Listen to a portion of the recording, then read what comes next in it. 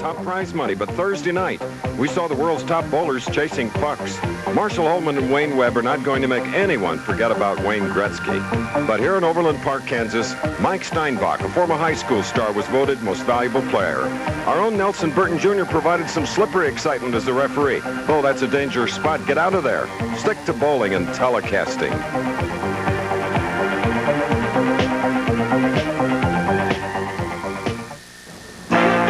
ABC Sports presents the Professional Bowlers Tour.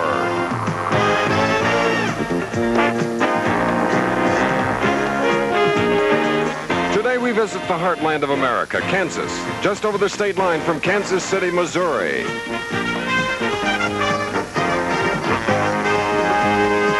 This ABC Sports exclusive is sponsored by Denorex Shampoo.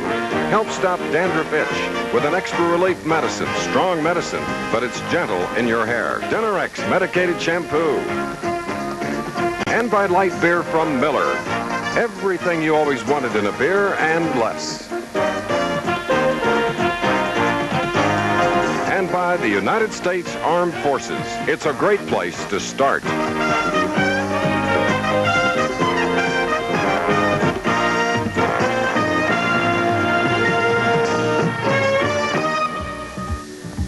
What a pleasure to return to a well-known bowling establishment in Overland Park. King Louie West. We've been coming here for 17 years. Today it's the finals of the $120,000 tournament with 18 grand going to the winner. Hello again, I'm Chris Schenkel. Field of 5, 2 non-winners. And thus far this year, this being our 10th stop, we have had 6 tournament leaders that have won the 9 telecasts. What'll happen today? Steve Fehr is our tournament leader, and to tell us a little about Steve and the others in the field, here's our colleague, Bo Burton. Thank you, Chris. Yes, sir. We really do have a strong field of right-handed players in there this week, but the number 5 position, man, it has a rarity to do out here on the tour. We saw Earl Anthony defend his title at the National last week in Toledo. Once again, Pete Couture, the defending champion here at King Louie, has that opportunity. Doesn't come along very often. But the key is the number 1 man. Steve Fehr, a highly touted amateur, came out on the tour in 1982, had very little success. In fact, he only made 1 championship round the first winter tour. He struggled a little bit. Then all of a sudden, the end of 1982, he caught on fire, winning 2 out of the last 4 tournaments. Once again this year, he's red hot. He's the tournament leader, and he's making his first appearance on the winter tour in front of ABC cameras. He could be very tough. Bo, you weren't too serious about becoming a hockey referee, were you? Well, the ABC crew was very tough. They won 5-4, but I'll just stayed out of the way. Had ringers on the team, I know. You're right, Chris. Talk to you later. Okay, partner. All right, let's now meet the field of 5 that will be competing for that top prize of $18,000. Here they are.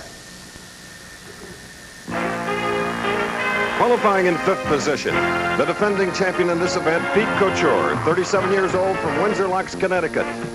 In today's first match, he'll meet 27-year-old Sam Maccarone, a native of Glassboro, New Jersey, making his first appearance in the championship round. The winner of our first match will advance to meet young Don Genalo of North Merrick, New York. Don is also looking for his first PBA title. In second place, a man who has won 7 PBA titles in his career from Burleson, Texas, Big Gary Dickinson. And our tournament leader is Steve Fehr, 28 years old from Cincinnati, looking for his 3rd career championship. That's the field that will be competing for today's top prize of $18,000. So here we are now with Pete Couture, the defending champion, against Sam Maccarone, 27 years old. Pete is 37. Macaron, along with you, will just watch now as Pete Couture of Windsor Locks, Connecticut, where we have one of our 16 winter tour telecasts. That'll happen in a few weeks.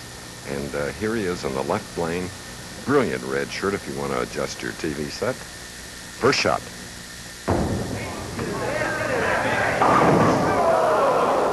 Oh, what a tough break.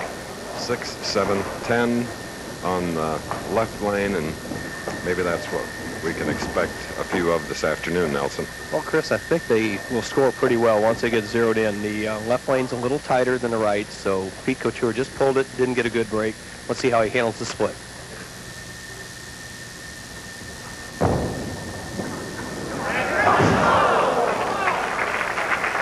Well, we have an open frame for the defending champion from Windsor Locks, Connecticut. And frame. Here's Sam Maccarone. 5'10", 150 pounds, a non-winner. Beautiful lob out onto the lanes with that right-handed shot. A boy that on this pair, championship pair, averaged 181.5, lowest of the 5. But Sam got a lot of confidence early in the week, being the leader in the second and third rounds. And Bo, what was the tip you gave him, because he asked you on how to avoid nervousness? Well, he said he was a little apprehensive going into the championship round. I told him just keep his eyes on his target and hold his follow through. That'll get him through. All but the 6-pin, 10 going out very, very late. And that would help a lot of our viewers who are amateur bowlers, would it not? Very, very well so, Chris. It would help all of them because they get nervous and they might need a spare to win a league game or something. If they'll keep their eyes on their target till the ball hits the pins and hold their follow through, that'll overcome a lot of the nervousness and keep your mind on what you're doing. All right, so the first mark of the first match. Pete Couture looks 60 feet down, and I think he wants a re-rack. Maybe not. He was making an indication to our... Yes, he does. Chris, the number 8 bowler on the tour this year on average is Pete Couture. He's bowled 302 games, and he's averaging 213.94. Good for 8th on the Pro Bowlers Tour after 10 weeks. 37 years old. Didn't quite come up the way he wanted, leaving the 2-4-5 on the right lane. 4-time winner, 11th year PBA member, 7th full-time on the tour. First appearance this year.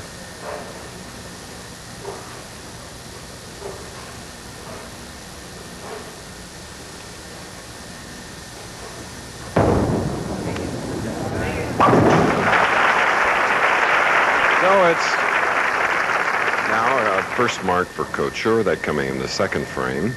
Despite the cheer from the fan, he's doing all right with a double up. He has a 22-pin lead. We'll be back after this. At Denny's, we take a lean, all-beat Couture in the insert. He is up and trailing by 22. He can cut that by 10 because he has a strike working, shooting now in the 4th frame. First game, King Louie Open.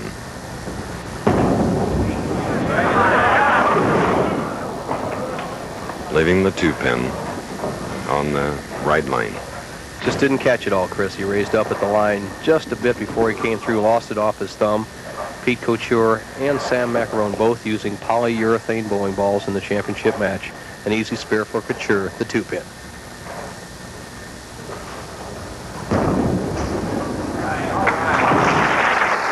All right, that is a spare for Pete Couture of Connecticut. We asked him earlier, why does he bowl so well here at King Louie? Well, I think it has a lot to do with my pin carry. A lot of the players here have a lot of trouble leaving 10 pins and solid 7s, and I can keep the ball pretty straight here, and the straighter shot seems to carry the 10s out better. Plus, I can keep the ball reacting real smooth, and that's the kind of shot that works real well for me. All right, Pete Couture leaving the 10-pin on the left lane. Let's watch the pin fall. Well, Chris, he was talking about carrying the solid 10, but this doesn't quite make it up into that area. You see the ball just a little light, and the 6-pin lays down in the channel. Now, when we see the 6-pin fly up around the neck of the 10, that's what we call the solid 10, an easy spare for Couture.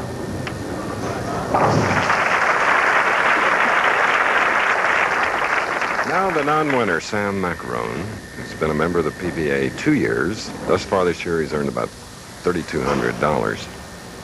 Has a good future.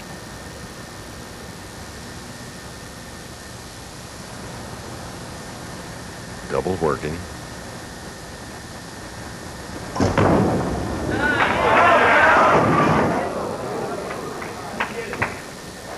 The left lane breaking just a little more than the right. Just the nature of the way the pine is laid out in there. And you see this ball looks in good position. On the left lane, that would have been a strike, but the right lane hooks a little sharper. Sam's ball cuts through, almost leaves a 4-7-10, gets a break, an easy spare, the 4-7 to maintain a 21-pin lead. Started bowling at 12. Didn't come out on the tour until he was nearly 26 years of age. Sam Maccarone, now leading by 21 pins. big change that Sam has made in his game. He's moved the ball over to his right side. Watch how he positions the ball, and he holds his hand farther underneath it. See that hand underneath the ball, and the ball positioned in line with his right shoulder. He never did that until this week, and he says it's improved his accuracy. Wobbly 4, leaving the 4-7 on the left lane. $120,000, the total purse. There's the breakdown. 18 to the winner, 10,000 for second, 7,000, 5,500, and the loser of the game you're watching right now will receive a check for $4,500.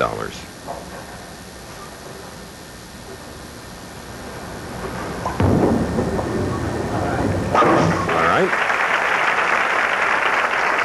And Sam continues to mark here in Overland Park, Kansas, about 20 miles southwest of the city of Kansas City.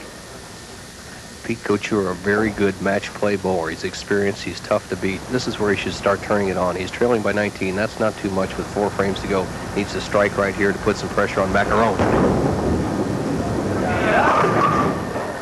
And the 2-4-5 on the right lane, and Pete's disgusted. Let's get a profile view of his style. Pete, 5-step delivery, eyes intent on his target. Nice steady head all the way through the shot. Elbow slightly bent. Gets a pretty good lift on it, but it looks like he's just losing the ball off his hand. Needs to maybe add a piece of tape in his thumb hole, get that ball out over the line, and get some more lift. All right. Felt fortunate that he got all 3. So for Couture, trailing by 22, it's a spare in the 6th frame. There you see his career earnings. $333,000. This year, $15,000. Capacity crowd looking on from all parts of Kansas and Missouri.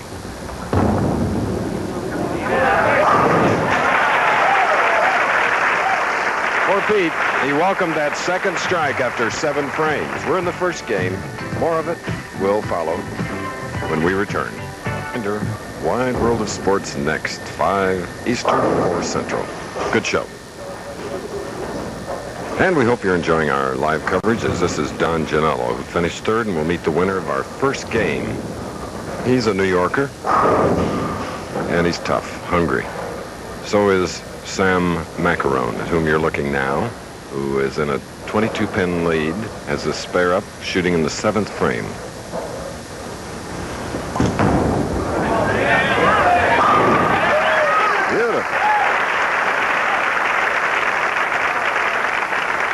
Best shot of the match by far. Sam Maccarone gets it all. Good lift, good direction. Watch his reaction. When a player knows he's throwing it real well, he just wants it to carry all the pins. He's got to like that shot, Chris. 3rd in the 1982 ABC Masters. This is the pivotal frame for both players. Macaron can really put the pressure on Couture or open the door. Let's see what happens.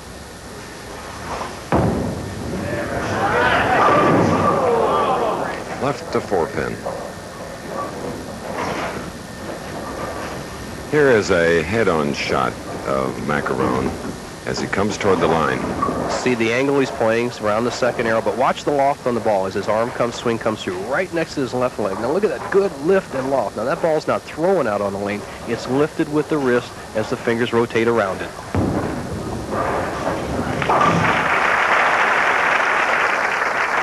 Macaron continuing to mark here in Overland Park, Kansas. There at the right of your screen, gray hair, that's famous Big 8 official, football and basketball, vice president here of King Louie, Alex George. Big shot for Couture. He hasn't even been close on the left-hand lane, doesn't even have, on the right-hand lane, doesn't even have a clue, but he needs this one. Well, now, 4, 6, 7, 9, 10. The oohs and ahs, give it away. Watch again. Right through the heart, just gets half the pins and leaves himself a very difficult split.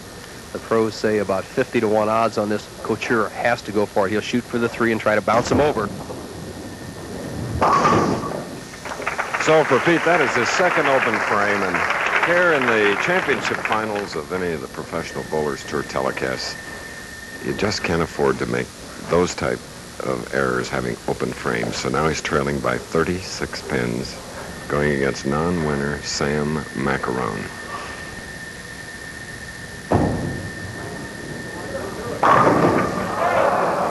Disbelief again. When it goes good, but when it's bad, it's horrid. Couture with a wide open split in the 8th, solid 8 tap in the 9th. The best he can roll, even with a conversion, is 180. You'll see the dejected look on his face when that 8-pin pops up.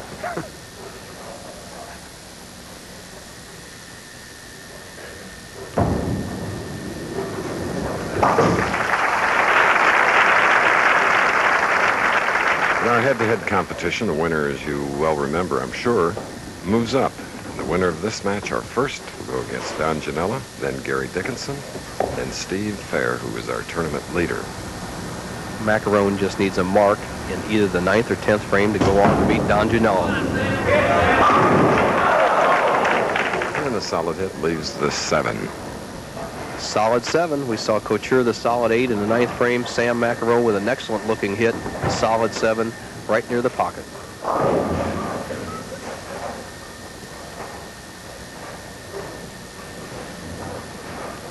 Couture knows that if Sam makes this spare, it's all over.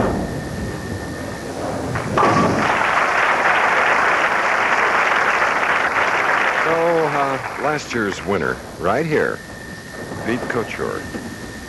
Didn't have the good luck that he had a year ago. The consolation here is $4,500. But for this 27-year-old, 2-year veteran, it's a chance to go for all of it if he can win more games. Finishing strong is the winner. We'll give you that final score because coming up next, Sam Maccarone against Don Genalo. Professional Bowlers Tour will continue after this message from our sponsors and station identification. The gasoline? Out of leaded premium. First match has ended. Sam Maccarone, a non-winner, has defeated the defending champion Pete Couture 215 to 167. Maccarone with 7 strikes in his victory. Yes, as we look at Thursday's hockey game, we go to 6 through 24, Nelson. Bill Straub disappointed. He really bowled well the last game, finished 6th. Malacosta, Bob Hanley, the cranker up there. Houston gave it a run. Jimmy Pritz, Rick Vitone, Butch Soper.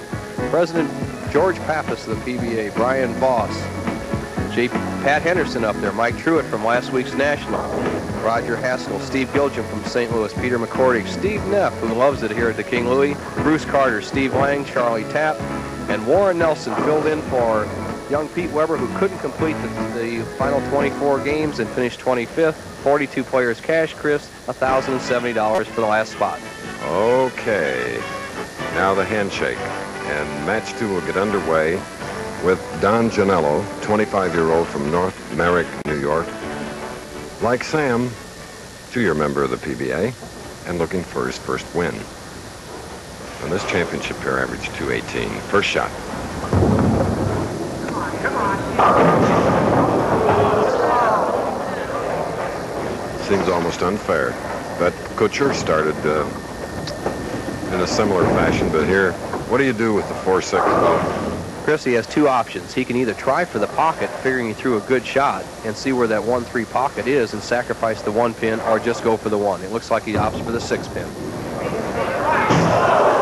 A totally wasted shot, Chris. He should never have gone for it. It's a 1,000-to-1 shot. Should have done one of the 2 things. Either go for the 6 pin, the 9 count, or take another practice shot at the pocket. This shows lack of experience in the championship round or at any time to go for a split like that early in a match. Okay. Big 215 victory for this young man. And leaving the 6 pin as the ball crossed over. And seeing that big loft on the part of Sambo, your roll aid's tip of the week has something to do with controlling or handling the lanes. Good point, Chris. You can use that loft to overcome dry lanes, or another way to get the ball to hook a little more on slick lanes is to roll it. It's a good tip.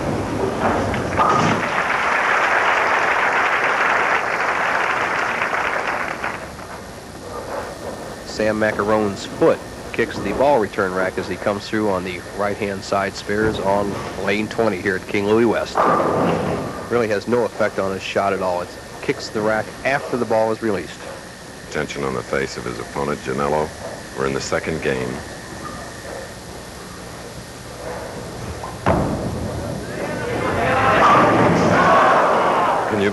pin after that hit. We saw it again this week. 3-pound, 4-ounce, and 5-ounce pins. Watch the ball cut through the 1-3. It should take out the 5 and 9. It does that, but with the power we saw, the ball just hit right straight in the face of the 5 pin and chopped it straight off the 8.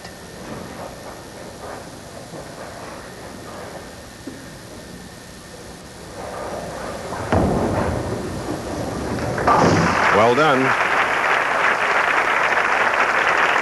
Sam Maccarone, now Don Genalo, cleaning that black bowling ball. Chris, a point of interest on those solid 8 hits. If the pins were a little bit heavier, say a 3-pound, 9 or 10-ounce pin, that ball would not dig that far into the pocket to chop the 5 off the 8. It would drive the 5 into the 8.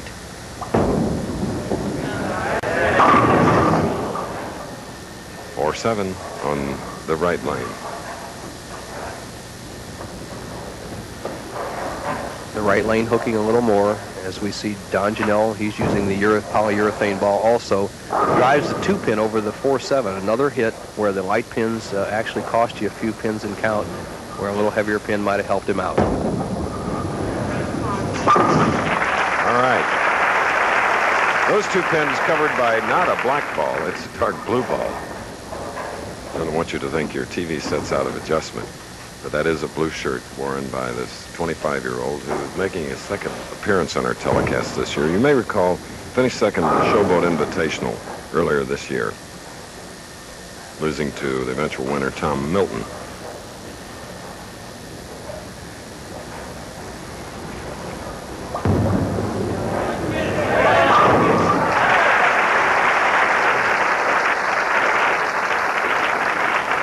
He loved that one, and that will relieve some of the tension. And this is the way each round ended. Steve Neff starting it out, then Macaron for the next 2. And our tournament leader led rounds 4, 5, and 6. Steve Fehr.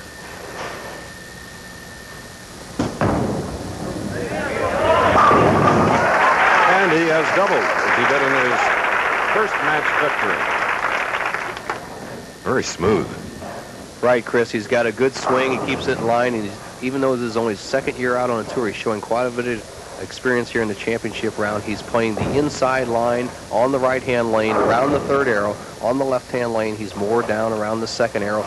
You have to play the lane the way it rolls. If it's slick, you play it out normally. If it's hooking, you play it in. He's doing a nice job.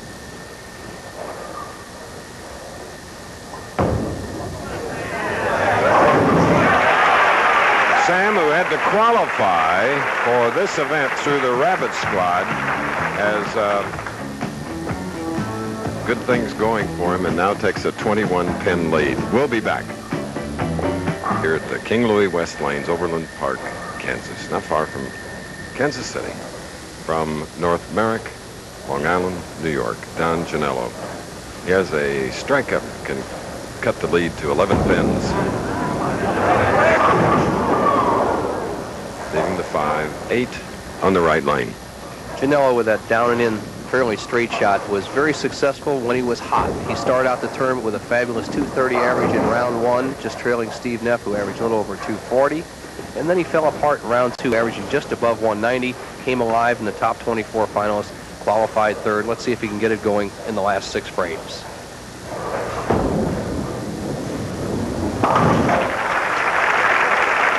His opponent, Sam Maccarone, who won the first game 215 to Pete Couture's 167.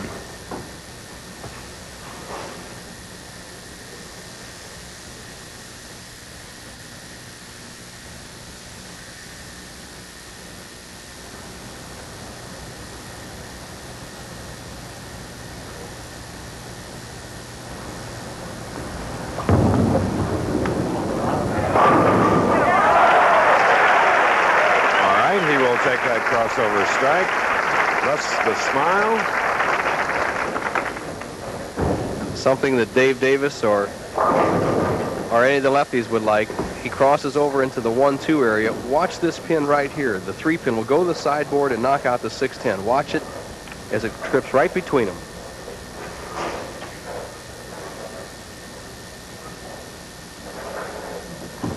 Good break. Tremendously high hit and actually a break for Sam Maccarone on the right lane. leaving the 6-10.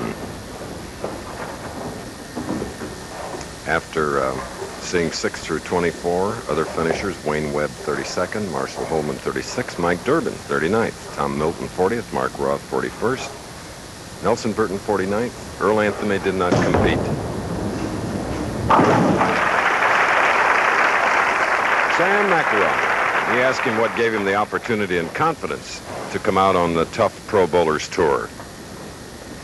Well, it was something I'd always wanted to do, and the thing that gave me the confidence was I won a spot in the U.S. Open a couple of years ago, and I had to have a roll-off for 24th, and I made the finals in the first national stop that I ever bowled in. And as far as opportunity, I worked for a computer firm, and they gave me a leave of absence from work, and with that, I found a sponsor, and that enabled me to come out here on tour. Okay. And with his own hand and body and mind, not the computer, he comes up with another strike. As we say on the tour, justice. He left the solid 8-1 frame. Here he comes back and gets the bowler's friend, the wall shot. The head pin goes to sideboard, takes out the 4, 5, and 7. Macarone's in the driver's seat. Let's see what Janel can do in the 6th. Strike up in the 5th.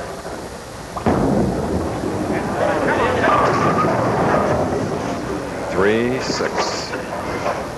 Don Genalo just playing the lanes too far outside. We notice Macaron around the 3rd arrow. Janel is trying to play outside the 2nd arrow. Chris, he's starting it from a slick area outside the 2nd arrow into that worn track area between the 2nd and 3rd arrow. The ball is hooking way too quickly. He's having trouble controlling it.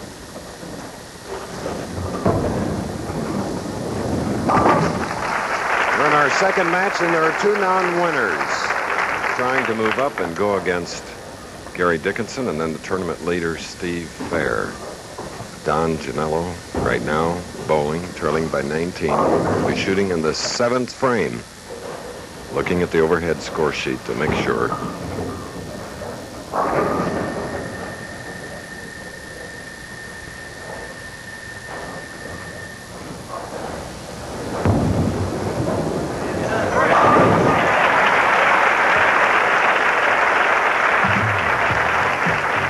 Double cuts the lead to 19 pins. Macaron is leading. We'll be back with more following this. They always say it takes fewer muscles to smile than it does to frown. Here's Nelson Burton with a man that believes in that. Bo? Thank you, Chris. And with me, the man who is one of the most popular winners on the Pro Bowler Tour, Toby Contreras. Toby, how's that victory at the AC Delco affected your life out here on the PBA? Well, it's made it a little more exciting than it was when I first started the tour. I get a little bit more notoriety from the people, and it really helps it. It adds a little bit of pressure to the tournament, but I like to strive to that challenge.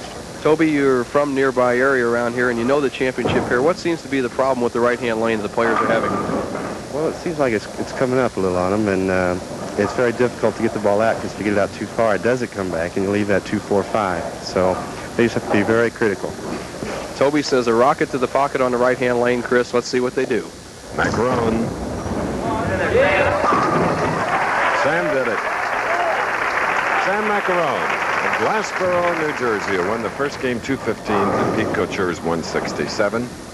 Has now his second double and goes out again to a 29-pin lead. And on the left lane, it'll be the 8th frame in our second game. The winner to meet, Gary Dickinson.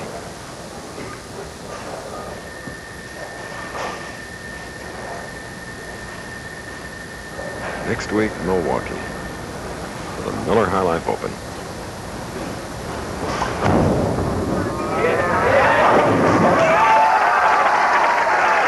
Three-bagger.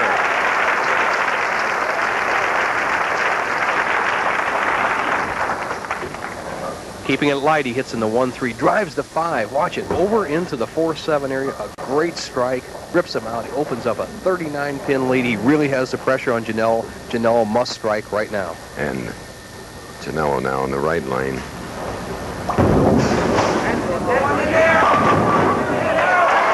needed that. The double for Janelo of North Merrick, New York. 2 non-winners just fighting their hearts out, trying to move up a step closer to the $18,000 first prize. There you see the story. Janel possible 228, Chris. Macaron going at a 227 pace. With a strike here, Janel could put this in a position for a tie. It's the 9th frame, left lane.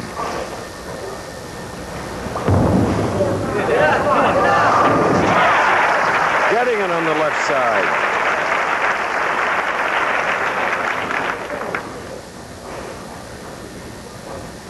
Sam Maccarone, a little apprehensive of how he would perform in the championship round, has done well so far, but this is the first time anybody's really pushed him hard. Let's see how he comes up in the 9th frame. Has a 19-pin lead, Turkey working.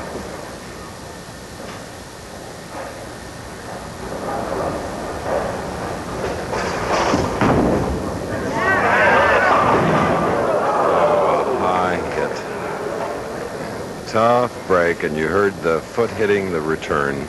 Now watch. Really doesn't have an effect on his game. Watch his right foot. Now there's his left sliding through. Now watch his right.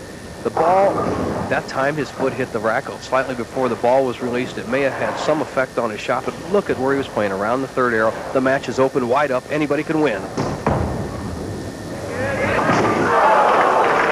for the 6-7. And the crowd applauding him for the attempt. Gives it a good shot, tries to slide the 6 over into the 7. Can't quite nip it out, and what has happened now is Don Genalo sitting there looking up at the scoreboard, only trails by 5. It's who can perform in the 10th. Left lane.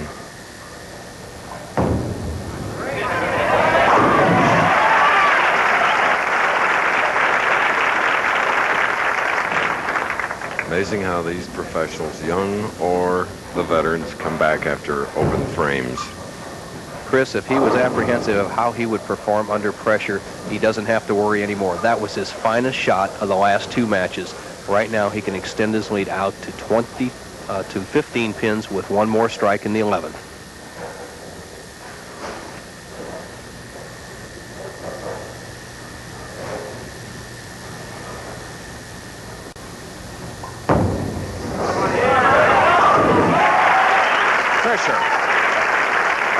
Pressure bowling here in Overland Park, Kansas.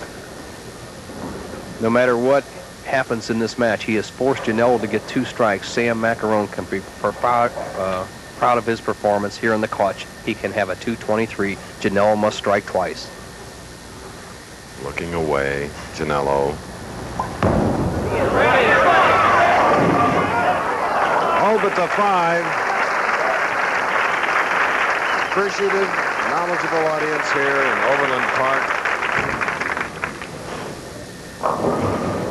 Situation for Don Genalo. He must strike on this ball, the first one in the 10th. He must strike in the 11th and get a 5 count to win. If he doesn't strike on either one of the next 2 balls, it's all over, and Sam Maccarone goes on to the semifinal match. Macaron with a 222.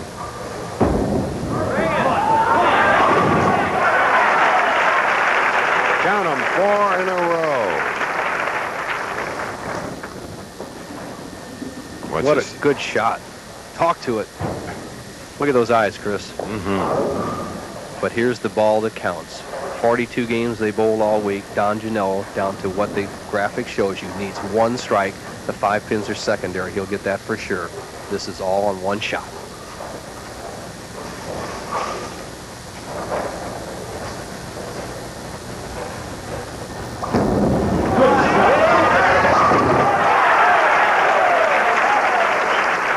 Tremendous performance by both professional bowlers. Sam Maccarone has already fired a 222. Needs a 5 count. He'll just start it right up at the head pin. Almost an assured 5 count.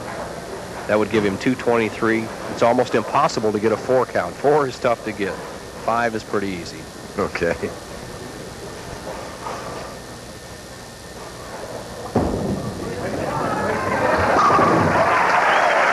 Gets them all.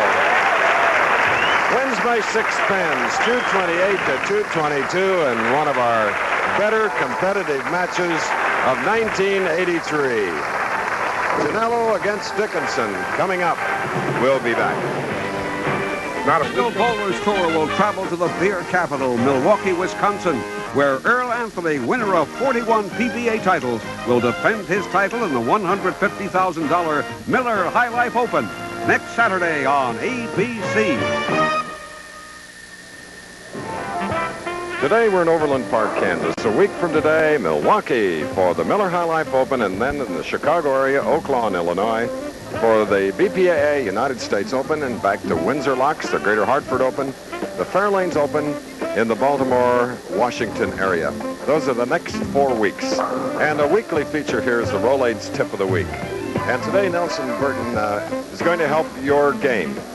It's going to be adjusting to lane conditions, controlling the loft so that you can improve it and win. Here's Bo with the tip.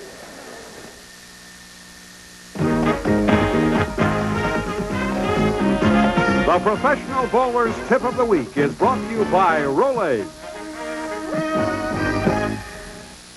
Some bowlers seem to think that excessive loft, which I'm demonstrating here, is advantageous to good bowling. But actually the opposite is true. Excessive loft drastically reduces the revolutions on your bowling ball and can be damaging to the lane surface. Today's tip is designed to show you the proper loft zones for ideal roll on various lane conditions. To demonstrate this, we have placed a piece of tape 36 inches from the foul line. In releasing the ball this distance from the foul line, you will allow the ball to skid farther down the lane. This delays the hook and allows you to control the ball on a dry lane surface. On a slick lane surface, we recommend to release the ball approximately 6 inches past the foul line. This will start the ball rolling earlier and will allow the ball time to hook on the slick lane surface. So remember, excessive loft is never any good. If you can control your loft on various lane conditions, you can control your ball all the time. Are finishing their practice shots. Don Genalo defeating Sam Maccarone, 228, 8 strikes, to Macarone's 222. Macaron had ousted the defending champion Pete Couture, 215 to 167. All this happening at the King Louie Open, 17th year that we have come here. And Bo, the all-important practice balls as 6'4" Gary Dickinson from the Fort Worth, Texas area, Burleson, Texas, going against a much smaller and lighter Don Genalo. Genalo a non-winner. Dickinson has won 7 titles. Chris, again, nobody has won 2 matches in a row. The only player since the Quaker State Open to win more than 1 match in a row was Norm Duke. We saw him do it at the Cleveland Open. Let's see what happens with Janel. He won that first match in the clutch with 3 strikes right there at the end, going against a very tough, experienced veteran in Gary Dickinson. Here comes the first stroke, left-hand lane. 8 out of a possible 12. Great performance. He's on the left lane. First shot, 3rd match.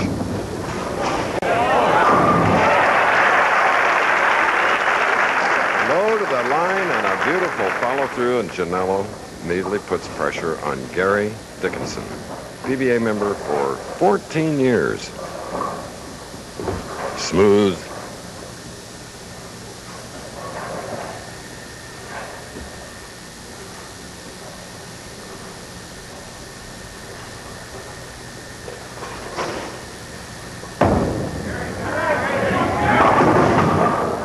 High hit, 610. Didn't look as assured and confident going to the line as he normally does, but that first shot's out of the way, so. Was a bit tentative, and Dickinson with that fingertip grip just kind of pulled a little bit. Sometimes the player is apprehensive when he gets on a lane that hooks a lot. They want to give it room, but the last second they say, oh no, here we go, and he pulled it high. Gets a break, leaves a fairly easy spare. And the man that hasn't won in 3 years, really anxious to go all the way, finishing 2nd overall in this strong field here in Overland Park. And there you see, 39, he'll be 40. Oh, magic 40 on March 26th.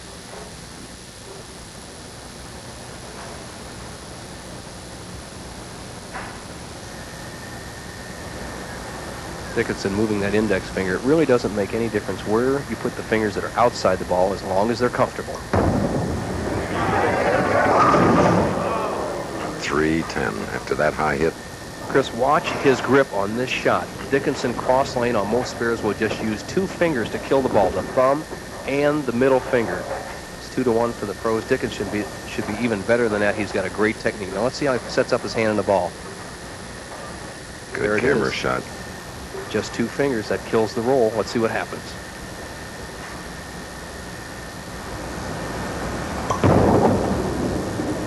All right.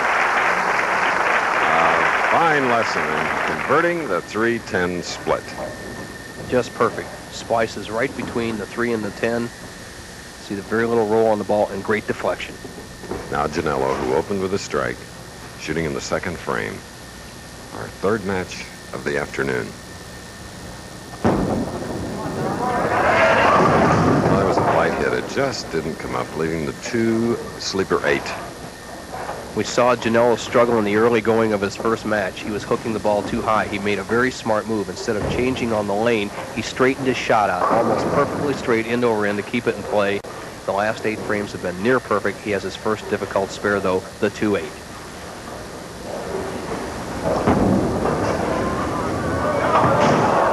So often picking the 2 off the 8, and unfortunately it's an open frame to the last game winner. The 2-8. Now you want the ball to hit right in here and carry through to the 8 pin. You don't want to hit too far light and have the ball deflect around. He overcompensated and went to the left. Watch how the 2 pin just slides off, the ball not carrying the 8 pin out. Overly cautious.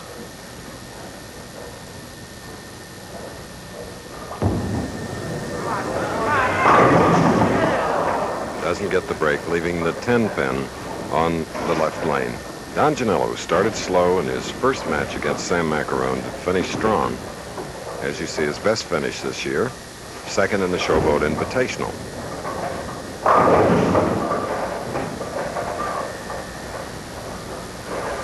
Don has competed in all events this year.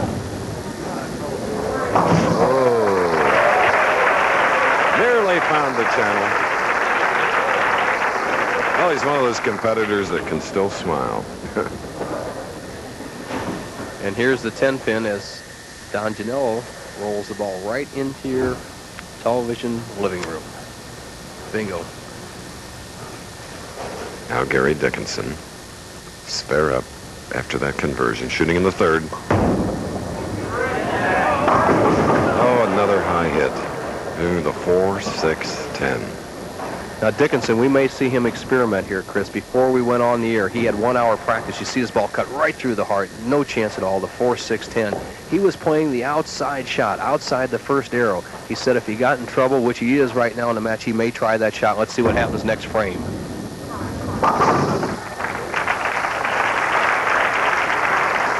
So, Gary Dickinson with his first open frame, and he is immediately down 4 pins. Dickinson sticking with that inside line. He's not far enough behind. I guess he feels to gamble and make the big change to the outside.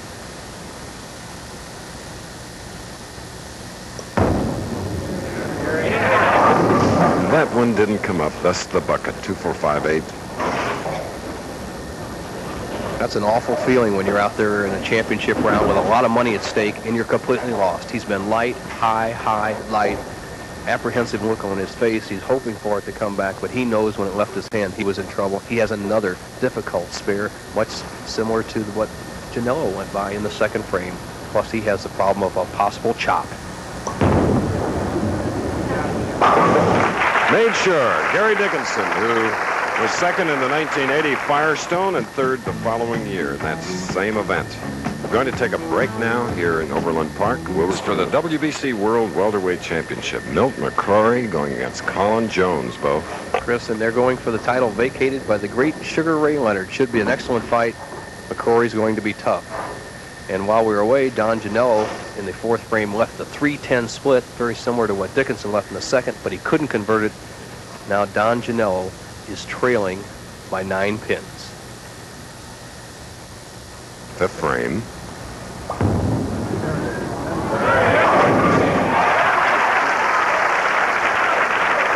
Loved it. Kurt has always stuck a little bit at the line, but that's a little bit of Don Janelo's style. When he gets forcing the ball, sometimes he slips off balance, but Dickinson, who has been completely lost throughout this match, has actually got a lead. He's coming up in the 5th frame, ahead by 9. He's sticking with the inside line. Let's see if he can get it together. All-state basketball player in Oklahoma. There it is. Oh, no, the 10. Let's replay that profile view of the man with a smooth follow-through. 5-step delivery, 6 feet tall, 4 inches. Good position. Look, shoulder open, locked arm swing, good deep knee bend. And Chris, as we can see in that replay, he moved to that outside line, although he left a solid 10. He was in the pocket. Let's see what happens the next few frames. A complete turnaround. Going for the 10.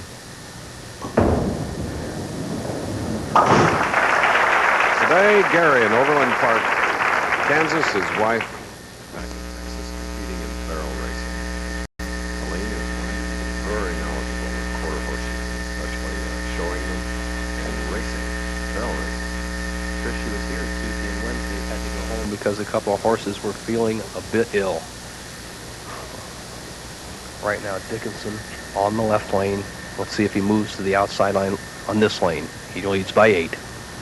Tucked in elbow. Oh,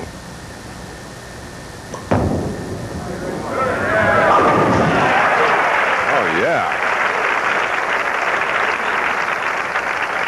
The action line tracer, one of our features. Here it is. Look at the line he's playing. Right down the first arrow. A diametrical turnaround for Gary Dickinson, showing his experience. He's put some pressure on Janelo. Dickinson 8-pin lead. Let's see what happens for Janelo in the 6th. Strike up.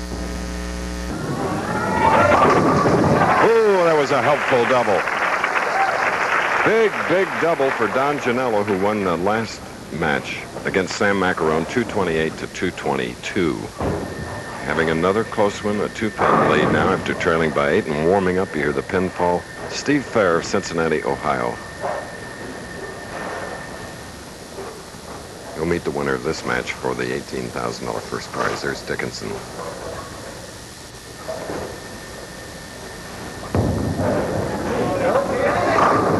And now a 12-pin lead. Made it up after trailing by 8.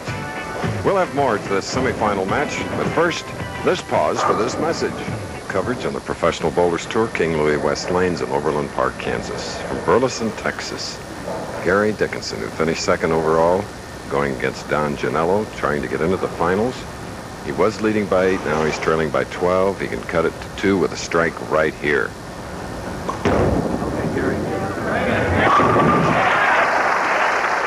Closing the gap once more, and the winner of this match will meet the tournament leader, Steve Fehr of Cincinnati, a 2-time winner. There he is. He's a tough opponent. He has a good track record all the way around for the PBA Tour once he got rolling, but these two players that are going at it head-to-head in the semifinal match are 2 of the best on the tour, especially Dickinson from that outside line. There's about 3 players out here that are awesome from that line. Malacosta, Mike Durbin, and Gary Dickinson. When they get rolling out there, anything can happen. Let's see what Dickinson does here in the 8th frame. It's on the left lane.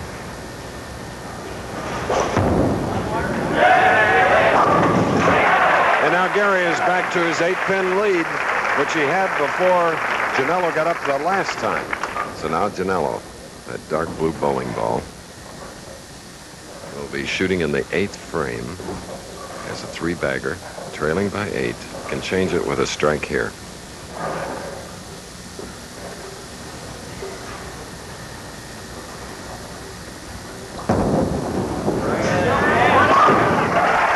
Seesaw battle.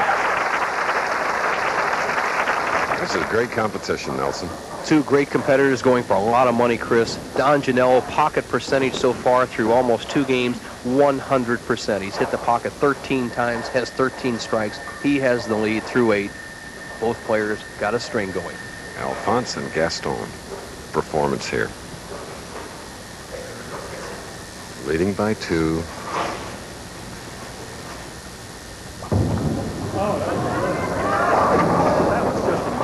Left the 3-6 on that high hit. sets up the possibility of a tie. They're dead even if he converts this spare in the 9th frame. Janel just rolls that ball a little early at the line, pushes it over to the left side of the head pin, the 3-6 spare. If he converts, we'll be all even through 9 frames.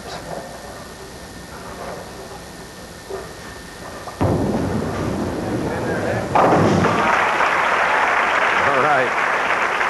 Close as you can get now as Gary Dickinson is up. 3-bagger.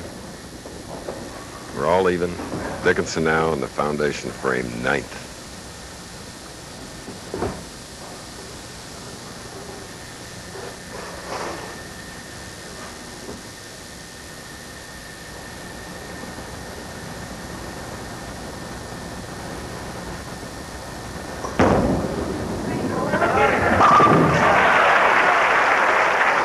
Bagger for Gary Dickinson. Bo Burton met him in 1969. Bo, tell us how you first met him. Gary Dickinson, a great young player out of Texas. I bowled with him in the Pro-Am at Fort Worth, Chris. He bowled a 300 game as my amateur partner. He got a spot as an amateur in the next tournament at Houston and finished 2nd on the Pro Tour. It's just a deja vu of things to come for this great player. Right now he leads by 10, has a 4-bagger working, 10th frame. 7 PBA championships since that 1969 performance.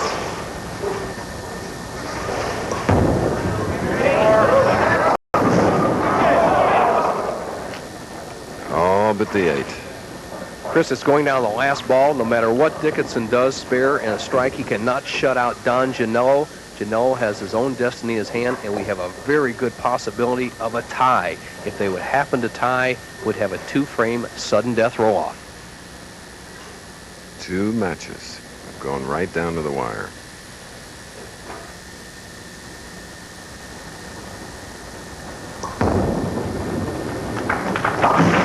Two fingers in that bowling ball and covers the 8. And Janelo, who won 228 to 222 in the previous match, where Sam Maccarone has another close one on his hands. And there's a difference. The loser here will get $7,000. The winner of the match goes against the tournament leader for the $18,000 first prize.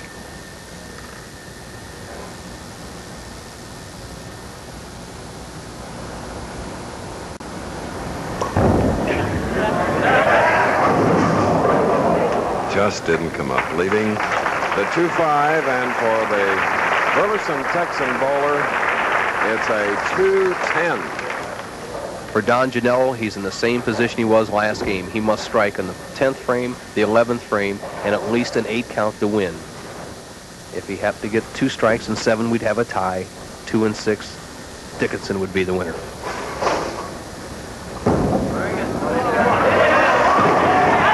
one. North Merrick, Long Island, New York. Look at those eyes, Chris. Is he intent? A young man that has as his college Robert Morris College in Coriopolis, Pennsylvania, right near the Pittsburgh airport.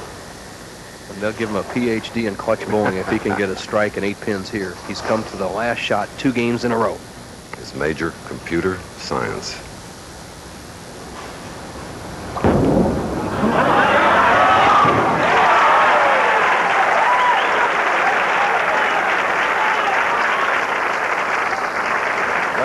Closing performance of this 25-year-old, Don Genalo. Incredible. That last shot by Dickinson, where he had just 8 pins on his fill ball, is really the pivotal shot in the match. Janel now needs 8, 9, or 10 to win. 7's a tie, 6 is a loser. All right, here's the shot. It's on the right lane. Semifinal match. The winner goes into the final.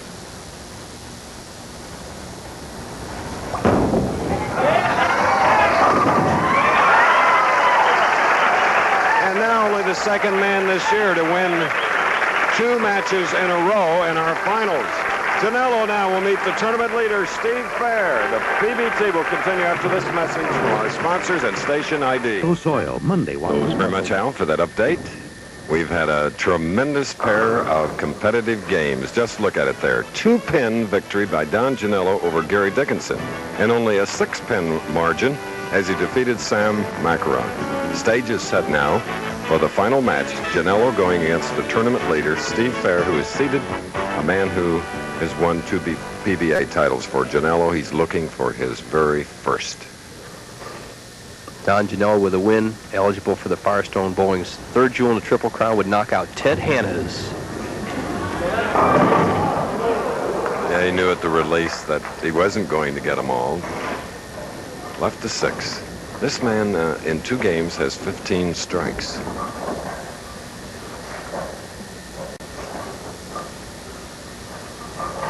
'22nd in Las Vegas. It's the worst he can do here. All right. Spare. And now, for the first time today, the 28-year-old from Cincinnati. First appearance on our telecast this year. 6th in the Quaker State and Rolaids. 7th in the Showboat. Using 2/3 of the approach. Right lane. Looping it and leaving the 4-7. Steve Fehr with a lot of hand problems all week long. You see him using what we call cut patch or any kind of cotton and collodion, much like they use in a surgical unit in a hospital to cover places where the stitches were taken out. Patching his hand out, he says, for 1 game and 18,000, he'll never feel the difference. And I can bet on that. He's a tough competitor. You're going to see a lot of this player in years to come. And the man who cups that ball, Steve Fehr, match all even after 1 frame. He's 5'9", weighs 153 pounds. Married and father of 2 children, Jeffrey and Stacy. Stacy just 2 months old, and mean papas are tough to beat, Chris, when they have new little babies around. So Don Genelo's got his hands full against this young man. Very likable. And this championship pair averaged 219.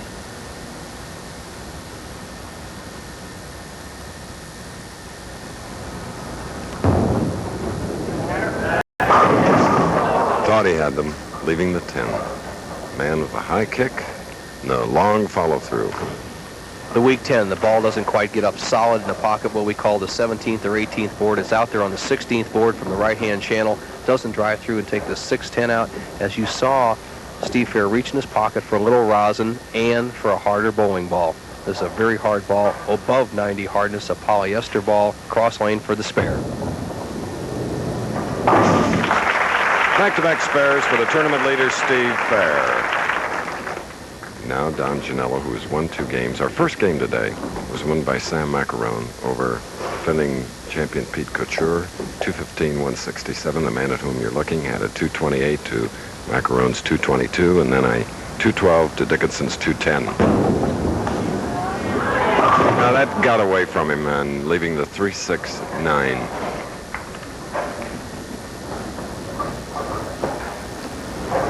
Most average bowlers, Chris, switching to a second ball is really not necessary. It's just the big hook ball bowlers like Steve Fehr feel a little more confident with the less hook.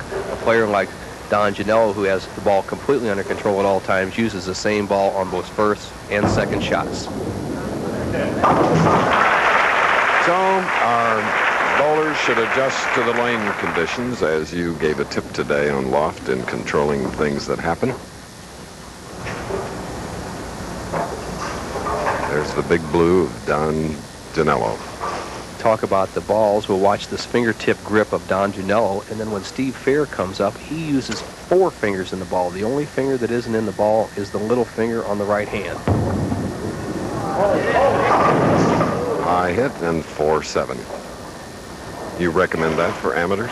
Well, it can work for people who have maybe arthritic problems or wrist problems. As we see Don Genalo, low profile, gets a break, doesn't get the 4-7-10 split.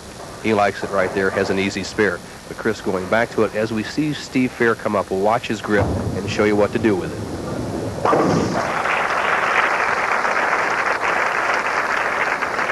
So we're in our championship match, still looking for the first strike in this game.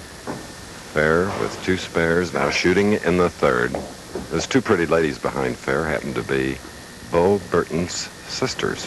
Barbara on the right, Joy on the left. Both smiling. They know that somebody's making money.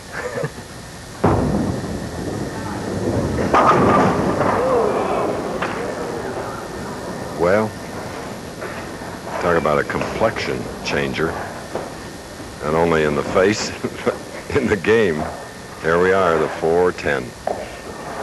Tough shot as Steve Fehr goes to the rosin. He keeps in his pocket. He's losing the ball in a downswing. And there are two Burton girls, Sister Joy, other Sister Barbara, enjoying the action with many other fans here at the King Louie.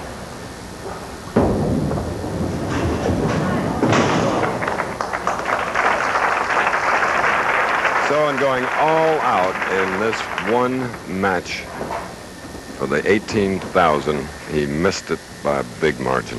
Going cross lane with that big hook, he wasn't even close. He had to just nip that 4-pin on the left-hand side and slide it into the 10. As we see his grip, see fingertip on the middle finger and ring finger, and then conventional on the index finger. The reason he does that, Chris, he had a lot of wrist problems, a sore wrist, and he takes the pressure off his wrist so he can continue to bowl.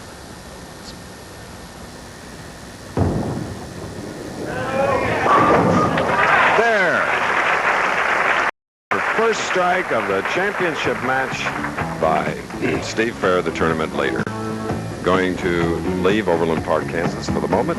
We'll be back. Janelo, in typical Janelo fashion, in the 4th and 5th frames, strikes. Leads by 20. Fehr with a strike up and can cut it to 10. 5th frame. Another tremendous match here on our live telecast from Kansas.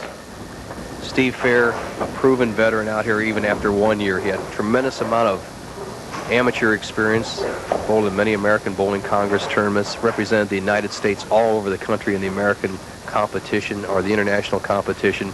He knows what it's like to have his back against the wall. If he can strike here in the 6th, Chris, it'll be an even match.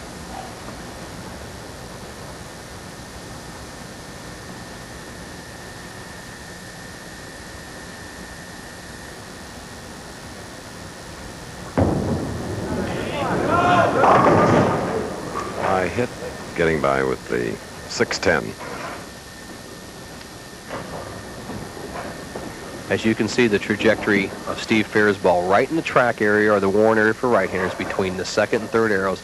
Just didn't quite get the speed. He breaks high, almost leaves the 6-7-10. Has to guard against the chop. Cross lane with the hard ball.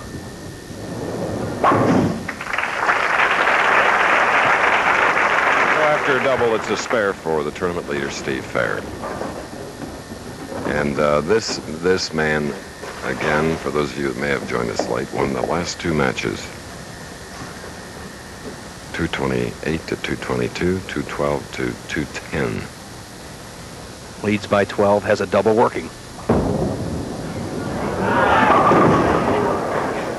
And he'll have to cover a 6-10, but on the right lane. We're in Overland Park, Kansas, where the magnolias are in bloom, but they expect 5 inches of snow tonight.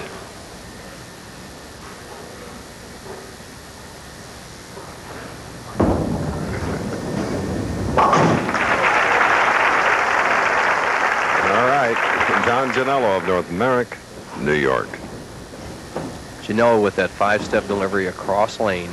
Kills the ball a little more crossing spares. Now watch how his wrist is flat at the top. See it flat, and then kills the ball in a downswing. It's a great practice vehicle. Instead of you switching to the hard ball as Steve Fehr does, just kill the shot. It's just as easy. Right now, Janel 103 through the 5th frame, spare working, leads by 10.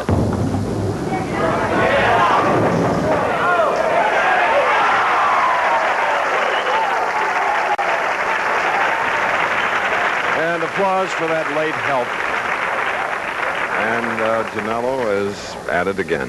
That pin had to come from the right side of the lane. Let's see what happens. The 3-pin goes to the sideboard, and look, it's still in play. Normally the 3-pin's in the channel. Here it comes around. Say hello, 4-pin.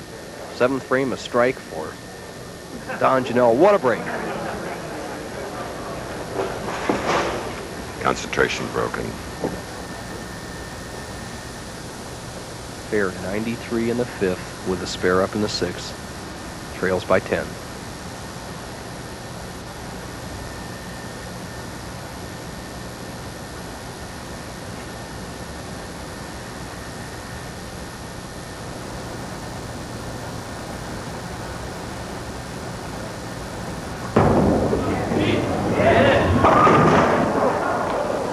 And now 6, 7, 10.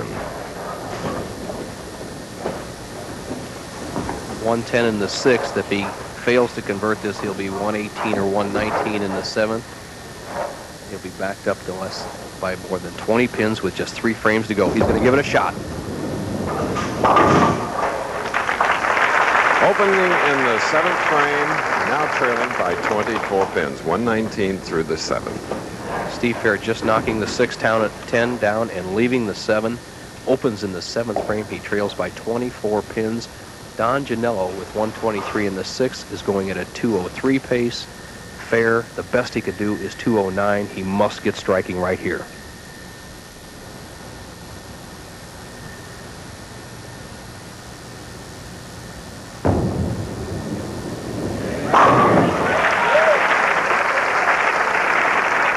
Cool, calm competitor Fehr. So is Don Genalo, who in his 2 matches somewhat like a boxing match, give and take, winning by 6 pins and then by 2 pins. And speaking of boxing, on Wide World today, the WBC welterweight title is at stake. Milt McCrory against Colin Jones. Should be a great fight.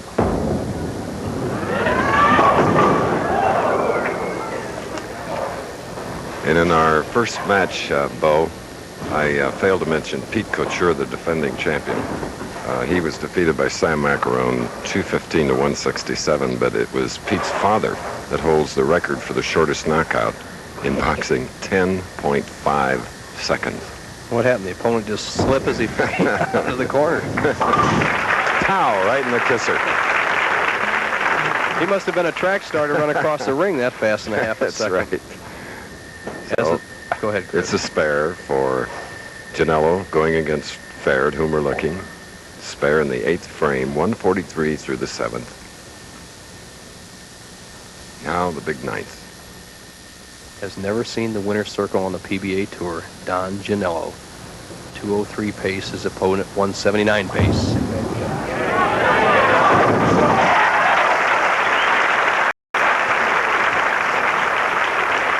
Always after something good, that smile.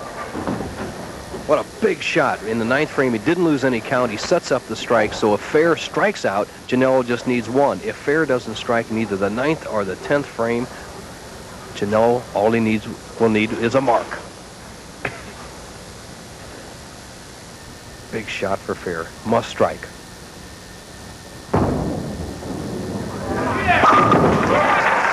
Hanging right in there, the tournament leader.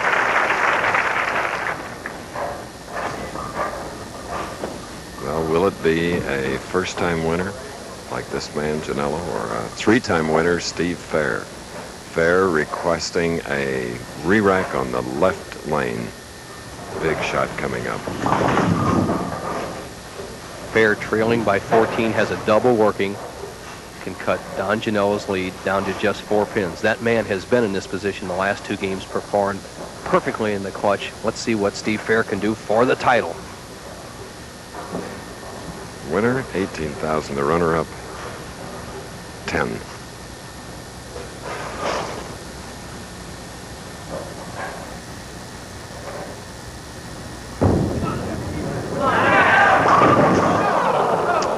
Left the 10. Chris, remember last year, Joe Berardi stood on the approach, needed 2 strikes for the title. Pete Couture on the bench, the exact same thing. The solid 10 was the turnaround, the demise of the second-place man. Steve Fehr just had it happen to him. He still has an outside chance. He must make this spare and get a strike, though.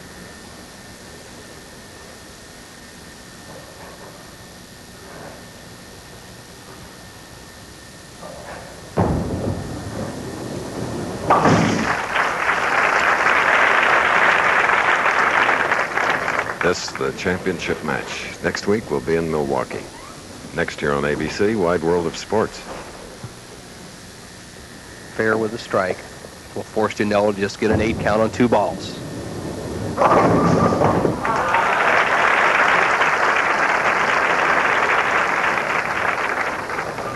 Eight, 9, or 10 on this ball, and Don Genel is in the Firestone Tournament of Champions April 30th with his first victory.